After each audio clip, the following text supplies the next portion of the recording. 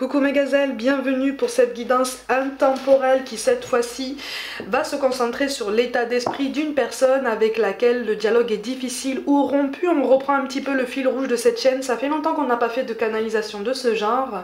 Donc il peut tout aussi bien s'agir d'un membre de la famille avec qui le dialogue est difficile ou rompu, un membre de ton cercle amical, ou quelqu'un qui fait battre ton cœur et avec qui il s'est potentiellement déjà passé quelque chose, mais la communication s'est brouillée, la communication est peut-être potentiellement aussi coupée ou au moins en pointillé. On va essayer d'avoir un panorama le plus complet possible quant à son état d'esprit actuel. S'il y a des choses qui te parlent un petit peu moins, n'hésite pas à visionner les vidéos précédentes sur le même sujet.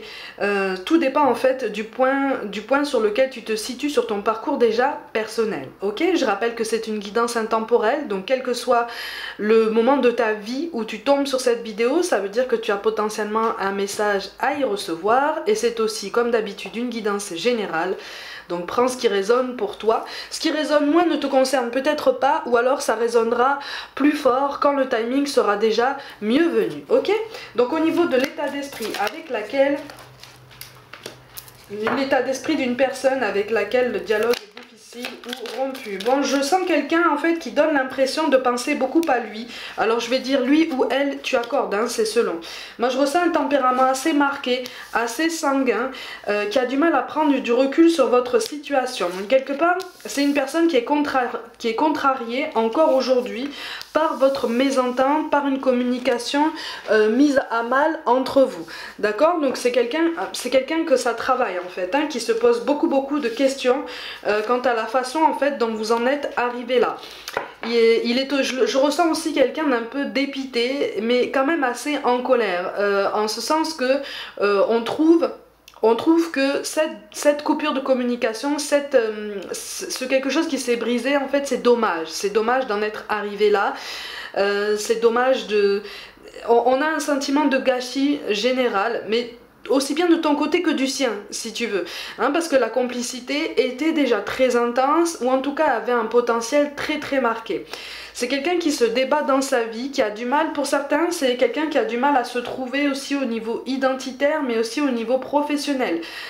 Pour beaucoup, là, le parcours professionnel est en dents de scie, c'est difficile, c'est compliqué, on a du mal à se projeter et on a peur des lendemains. On a aussi beaucoup de peur du manque, de peur de l'échec, peur du manque matériel. Donc c'est quelqu'un qui essaye de penser à soi, qui essaye de se recentrer sur soi, qui essaye d'apprendre aussi, mais qui ne choisit pas forcément toujours les sources les plus adéquates pour apprendre de la bonne façon, apprendre les bonnes choses, avec une vision plus saine et plus transparente, hein. C'est quelqu'un qui aime bien en fait que tout aille vite en fait, hein, que tout soit en ébullition, hein. On aime bien être en mouvement, on aime bien bouger partout, on aime bien en fait avoir l'esprit tellement occupé que finalement on ne pense pas à soi, on n'a pas le temps de penser à soi. C'est en ça aussi que c'est quelqu'un c'est en ça aussi que cette personne donne l'impression d'être un peu égoïste. Ok? Mais c'est quelqu'un qui a parfaitement conscience de ça, hein. C'est quelqu'un qui a parfaitement conscience de ça, mais qui a tendance à prétendre ne pas faire attention au regard des autres, mais qui y prête beaucoup d'attention, beaucoup d'énergie. Bon, c'est une personne qui pense à toi, c'est une personne qui va bientôt venir vers toi visiblement, ou en tout cas qui en aurait envie, pour s'ouvrir un peu. Mais on te parle encore d'une mauvaise foi des deux côtés. Des deux côtés, vous êtes assez têtu en fait, hein. Vous êtes assez têtu, vous êtes assez campé sur vos positions, et ça, cette personne le sait en fait. C'est pour ça aussi qu'elle te donne l'impression peut-être d'avoir pris la fuite quant à une situation en fait qui vous travaillez tous les deux. On se pose aussi beaucoup de... On t'en veut, c'est une personne qui t'en veut aussi, hein. Encore une fois, on campe sur ses positions, on n'assume pas forcément tout ce qu'on a mis en place dans la situation, ou tout ce qu'on a provoqué en fait dans ce lien, tous les dommages en fait qu'on a provoqués. Donc c'est assez compliqué, hein. C'est quelqu'un qui voudrait bien en fait que tu l'oublies pour un temps. Ah, c'est un message qui pique ça par contre, hein. C'est quelqu'un qui voudrait bien que tu l'oublies pour un temps, parce que si tu attends quelque chose de lui ou d'elle là de façon immédiate, tu risques d'attendre ou tu risques d'être un peu déçu. D'accord? Mais c'est quelqu'un qui est dans la nostalgie, qui est dans la tristesse, qui est dans une phase aussi de découragement général, hein. Je ressens une fatigue générale chez cette personne. On se pose beaucoup de questions sur sa propre vie, sur les choix qu'on a fait jusqu'à maintenant. Il y a des choses que tu lui as dites qui ont remis en question ses certitudes. Alors cette personne ne te l'a pas forcément montré parce il y a beaucoup de fierté dans tout ça, il y a beaucoup d'ego, mais c'est quelqu'un qui commence à réfléchir là, ou qui réfléchit de toute façon depuis un moment là, à ce que tu lui as dit. C'est ça, c'est pour ça qu'on a la carte qui parle de faire du vide là. Mais c'est quelqu'un qui est très entouré, mais qui ressent quand même une profonde solitude en fait. Tu lui manques, hein? Tu lui manques beaucoup, ouais, mais c'est quelqu'un qui est appelé à travailler un petit peu sur lui, sur elle, sur son tempérament, sur ses... Tu vois, si on a la carte de la peur, je t'avais déjà parlé d'une peur avec le reste là. Donc on est vraiment sur quelqu'un qui essaye de travailler sur soi, mais qui est encore trop enserré dans une peur du manque. Il cherche son équilibre, hein. Il cherche son équilibre. Et pour certains, on se rend compte en fait qu'on a été sous l'influence de quelqu'un d'autre jusqu'à présent, sous l'influence alors peut-être amicale, peut-être une dépendance affective d'une autre personne. Une autre personne qui aurait peut-être contribué à biaiser un petit peu sa vision de votre lien à tous les deux en fait. Mais c'est quelqu'un qui va passer à l'action, hein. C'est quelqu'un qui aimerait bien... De toute façon, c'est quelqu'un là qui supporte mal cette période de stagnation, d'accord, dans sa vie en général. Donc c'est pour ça que je te parle de frustration. Hein, si on a la carte du tri qui parle, on est sur un tri de toute façon dans le relationnel. Un tri au niveau de l'entourage, un tri au niveau des pensées. Mais on est encore trop embrouillé par les pensées, hein. Mais il va y avoir une proposition. Par contre, attention, parce que au niveau sentimental, si tu reçois une proposition, c'est quelqu'un qui pour l'instant n'est pas prêt à l'engagement. C'est quelqu'un qui pour l'instant n'est pas prêt à remettre en question son confort actuel ou ses petites certitudes, d'accord, hein. On a besoin de temps, on a besoin d'être rassuré aussi.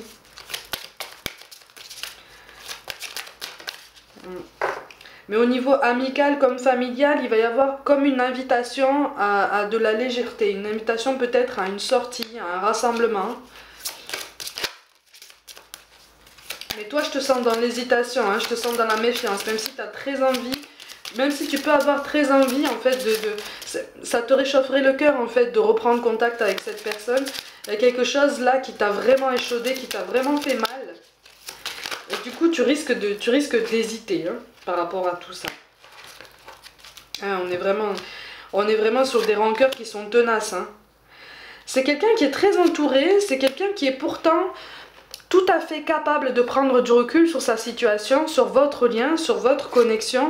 C'est quelqu'un qui peut être assez spirituel, mais qui se sent très seul, qui ne se sent pas capable en fait de poursuivre seul, qui ne se sent pas capable de remettre en question. C'est quelqu'un, si tu veux, qui est sur une ambivalence. Tu as remis en question beaucoup de ses certitudes et c'est une personne qui est en train de prendre conscience que sur certains points, tu as raison. Tu as appuyé, visiblement il n'y a pas longtemps là, vous avez eu une conversation qui a piqué, une conversation assez tendue, et tu as appuyé sur certains points, peut-être de son comportement ou de ses choix de vie, ou de sa façon de penser, certains points avec justesse, et il ou elle s'en rend compte maintenant, hein, commence à y réfléchir et commence du bout des lèvres à admettre que oui, il y a peut-être quelque chose à revoir. Sache que de ton côté, il y a quelque chose à revoir aussi, hein.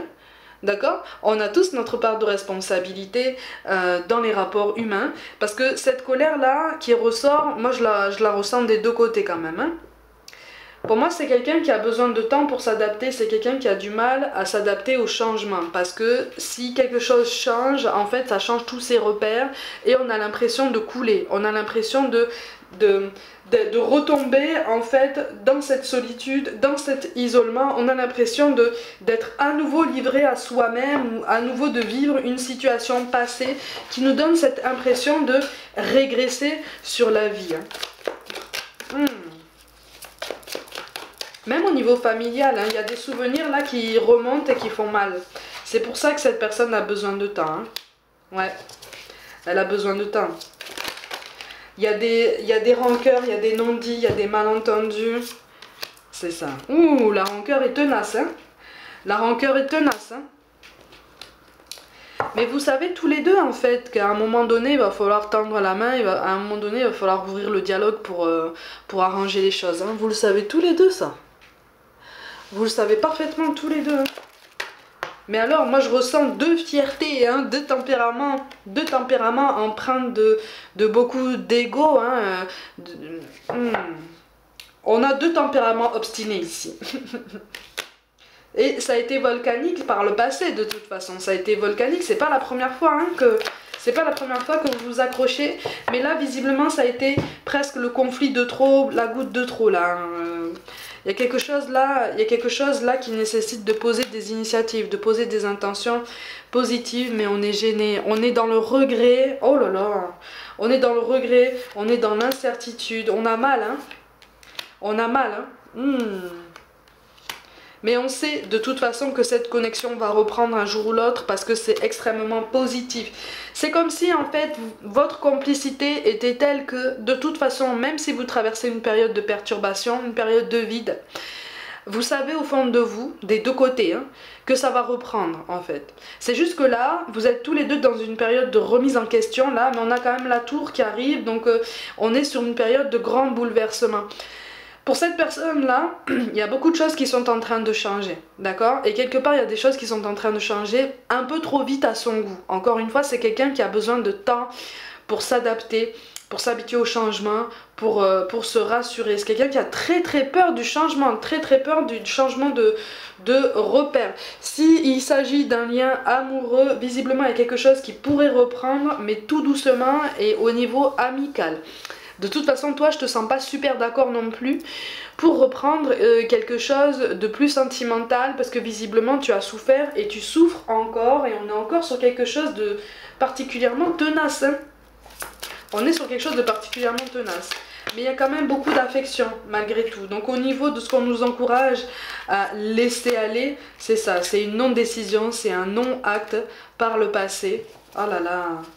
Il y a quelqu'un qui s'est pas ouvert, il y a quelqu'un qui s'est pas ouvert, il y a quelqu'un qui s'est pas...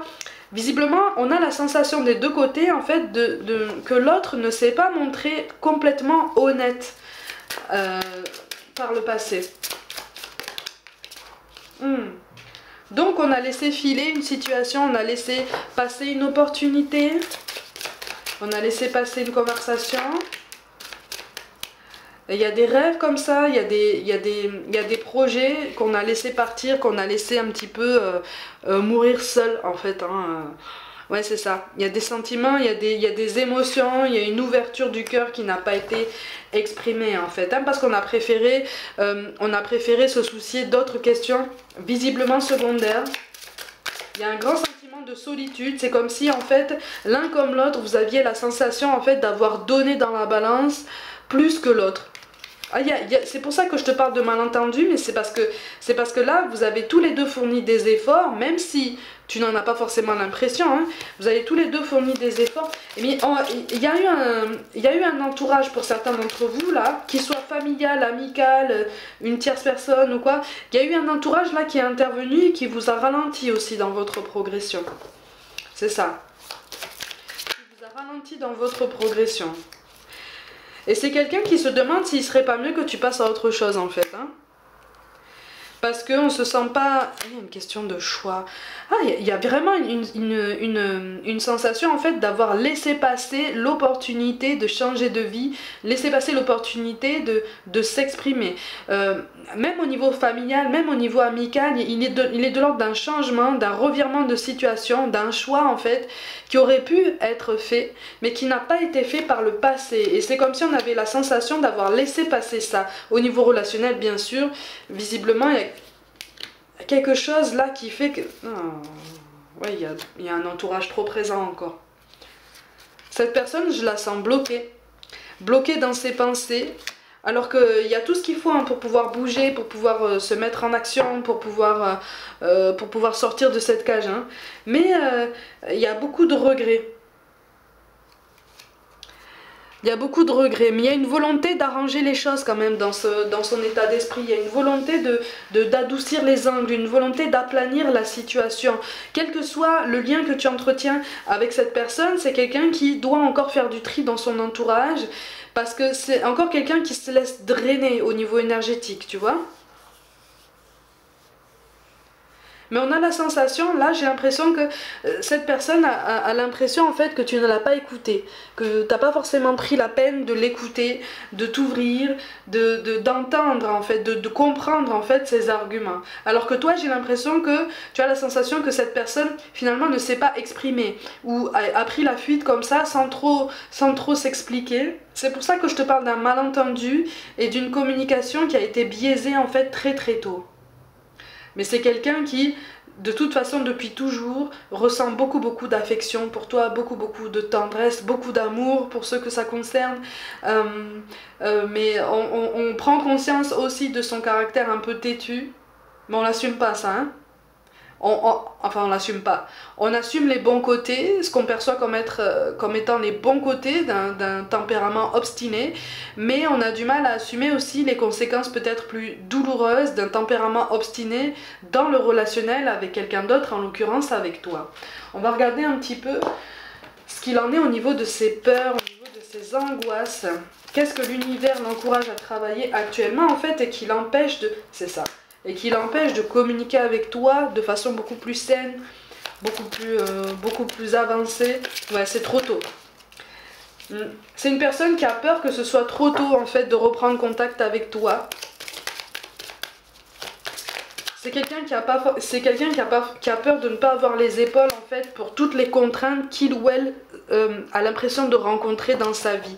Donc en fait on est sur une personne là qui est submergée, qui est dans un tourbillon et qui est submergée par tout plein de contraintes personnelles, professionnelles. On a du mal, hein. On a du mal à... c'est ça. Ok, bon, ben, y a un lien particulier entre vous quand même, hein. Il y a un lien particulier entre vous. C'est quelqu'un qui a du mal aussi à se définir par rapport à ses actions présentes, dans le présent. C'est quelqu'un qui a tendance à rester enfermé dans le passé. On est tous un petit peu comme ça, hein. Quand on a des blessures comme ça qu'on n'arrive pas à guérir, on est un petit peu enfermé dans le passé. C'est quelqu'un qui est enferré. Là, c'est pas quelqu'un qui est enfermé, c'est quelqu'un qui est carrément enchaîné à son passé. Tu vois ? Et qui prend l'ouverture du cœur, quel que soit le lien que vous avez, comme un moment où il faut prêter beaucoup d'attention. C'est quelqu'un qui se méfie beaucoup des gens, hein. C'est quelqu'un qui se méfie beaucoup des gens et quelque part, malgré tout, on se méfie de toi. Pas parce que tu es mal intentionné, hein. Mais parce qu'on a perdu de vue en fait votre réelle connexion, votre réelle complicité qui est vraiment logique, qui est vraiment évidente. Tu vois, si on a la carte de la modeste qui tombe en dos de deck, on est vraiment sur quelqu'un qui est effectivement très attaché à son confort matériel actuellement, à son train de vie professionnel, à ses ambitions, à tout ce qui peut l'aider en fait à penser à autre chose qu'au relationnel au sens large en fait, hein, tu vois. Donc on est sur quelqu'un qui est quand même assez... qui est quand même assez porté sur l'auto-sabotage aussi, mais on passe tous par des phases comme ça, hein. C'est ça. Il y a quelqu'un là, il y a quelque chose qui lui plaît pas dans sa vie là. Il y a quelque chose qui lui plaît pas dans sa vie, qu'il n'a pas l'impression de maîtriser. C'est pour ça aussi qu'au niveau d'une communication avec toi, on n'est pas au point. On a du mal à trouver son équilibre, il y a beaucoup de non-dits, hein. C'est quelqu'un qui n'a pas forcément l'habitude d'exprimer ce qu'il pense, ce qu'il ressent. C'est quelqu'un qui ne veut pas dire quand il a peur. On a deux fois la carte de l'instinct quand même, hein. Ouais, encore une fois, le choix. Donc il est question d'un libre arbitre en fait qu'on a du mal à travailler ici. Tu vois, c'est quelqu'un qui a du mal, qui comprend la présence du libre arbitre, la nécessité du libre arbitre dans le relationnel, dans tous les choix qu'on porte dans nos vies. Il est encore question d'un choix, d'un nouvel équilibre, mais on hésite là, on hésite sur la meilleure façon de t'approcher, on a quand même le défi, le compromis, la chute. Donc c'est quelqu'un qui de toute façon s'apprête à entamer un nouveau départ, un cap très particulier dans sa vie, mais c'est quelque chose qui peut être aussi bien de l'ordre de la progression que de l'ordre de la régression. Tout dépend en fait de son état d'esprit à ce moment-là. Tu vois, là pour l'instant, on est agité par la peur. On est agité par la peur. Tout ou presque lui fait peur. C'est quelqu'un qui est très très fatigué hein. Au niveau émotionnel, c'est quelqu'un qui se pose beaucoup de questions, qui cache sa sensibilité parce que sa fierté le pousse à cacher ça en fait hein. Mais tu vois, on a quelqu'un, si on a la carte du musicien, on a quelqu'un de très sensible, qui peut maîtriser aussi l'art du langage quand il ou elle le décide en fait. Donc c'est quelqu'un qui peut être aussi bien d'un abord très facile, qui peut se montrer très avenant, comme quelqu'un qui peut vite te repousser et mettre en respect toutes les personnes qu'il a autour de lui parce qu'on est fatigué, parce qu'on est en colère, parce qu'on contient beaucoup de choses et parce qu'il y a des détails comme ça extérieurs qui font remonter cette sensibilité, des non-dits, une souffrance passée qui n'a pas été guérie parce qu'on n'a pas posé de réponse concrète dessus, on n'a pas posé de réponse honnête en fait. Donc c'est quelqu'un qui essaye de jouer comme ça sur les apparences, qui essaye de...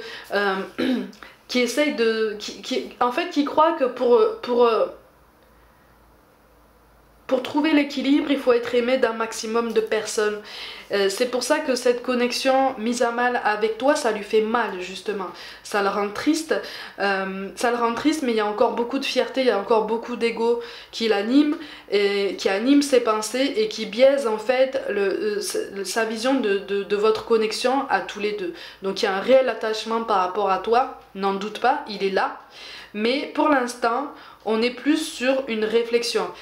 Mais quelque part, c'est quelqu'un qui a envie de revenir vers toi assez vite. Hein. C'est quelqu'un qui a envie de revenir vers toi. Et c'est comme si tu allais représenter bientôt, en fait, comme une porte de sortie ou comme un soutien par rapport à une situation bien particulière dans sa vie qui ne te concerne pas, ou très très peu. Mais il va voir en toi peut-être un soutien, une aide, quelqu'un qui va lui donner une solution en fait. Quelqu'un qui va lui prêter son oreille et son épaule. Donc ne t'inquiète pas par rapport à ça, par rapport à cette connexion, ça va s'arranger. Mais encore une fois, l'univers est en train de le pousser ou de la pousser à prendre conscience en fait que oui, chacun a sa part de responsabilité dans le relationnel. Et les responsabilités là sont quand même bien lourdes parce qu'il est vraiment question d'un choix en fait. Un choix dans le relationnel, un choix de s'éloigner de quelqu'un. Ça peut être une énergie tierce au niveau sentimental, ça peut être une énergie tierce au niveau amical ou familial qui visiblement exerce une influence un peu toxique sur cette personne-là. Et donc sur cette connexion à tous les deux. Tu vois, donc il est question de discernement, de libre arbitre, on insiste beaucoup sur ça. Mais c'est quelqu'un qui prend conscience que là, le choix va vite se poser. Par contre, quand il aura fait son choix, visiblement, il s'y tiendra. Parce qu'on a envie d'arranger les choses quand même, tu vois. C'est pas quelqu'un qui se fiche de votre connexion, au contraire. C'est quelqu'un qui a envie d'arranger les choses parce que là on commence à se dire qu'il serait vraiment dommage en fait de terminer tout ça sur ce genre de note un petit peu teintée de rancœur, de tristesse et d'incompréhension. Donc c'est plutôt positif, d'accord, pour cette guidance. Mes gazelles, comme d'habitude, prenez soin de vous, croyez en vous. Pour toute guidance personnelle, envoyez-moi un mail. N'hésitez pas à vous abonner à cette chaîne si le cœur vous en dit, si ça n'est pas déjà fait, et à partager autour de vous. Rejoignez-moi sur les réseaux sociaux comme Instagram. Je vous envoie tout mon soutien et je vous dis à très vite.